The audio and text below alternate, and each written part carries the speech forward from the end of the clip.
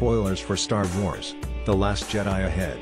Overall, I love the latest installment of the Star Wars franchise, The Last Jedi, but I've got a serious bone to pick with our newest rebel hero, Rose Tico.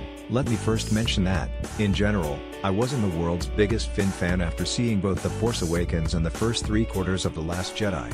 Not a fan. But for me, there are other characters who satisfy my hero itch, and my eye candy itch. Hello, buff Kylo Ren.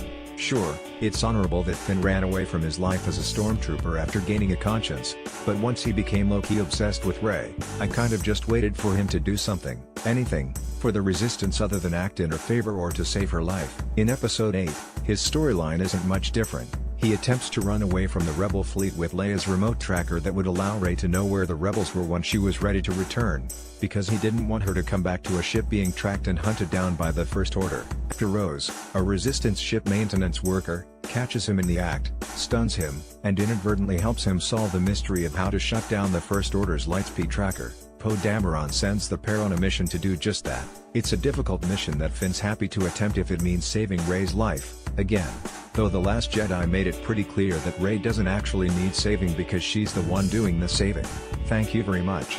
Finn's actions, though honorable, are completely driven by Rey and not necessarily for the greater good of the Resistance. Finn's actions, though honorable, are completely driven by Rey and not necessarily for the greater good of the Resistance. That is, until the Resistance lands on Crate, where they attempt to send out a distress signal to the Outer Rim while fighting off Kylo Ren, General Hux, and the rest of the First Order, who have a huge-ass laser cannon that threatens to obliterate the Rebel fleet. Although Rey had made her reappearance by now, flying in Han Solo's Millennium Falcon with Chewie and leading the First Order fighters away from the janky ships her friends were piloting, then chooses this moment to make his first real, selfless decision for the Rebel cause: destroy the cannon by flying his ship into the mouth of it, thus sacrificing himself. At this point, I'm sitting on the edge of my theater seat, figuratively though, because I was actually nestled way into the back of my chair, resisting putting my hands over my eyes, mouth wide open in shock as I watched Finn and his unflinching resolve head toward the cannon after Rose and the rest of the rebels had already peeled away from the fight on Poe's orders. It's clear that nothing is going to stop him from making this ultimate sacrifice for his friends,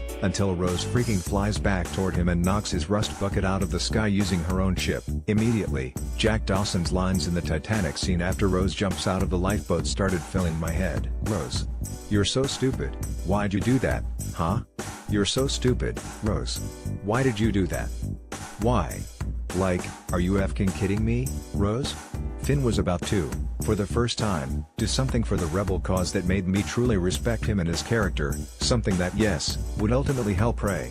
But this time, the Resistance as a whole was put first, not just Rey's life. It's not like I wanted Finn dead, but if he had to die, this was certainly the most noble way to go, and not to mention would be an instance of one of our beloved heroes actually dying in the middle of a huge fight, instead of always narrowly and conveniently dodging death. His bold act would have completely redeemed him from what, in my mind, was a period of selfish actions and decisions solely in favor of Rey's survival.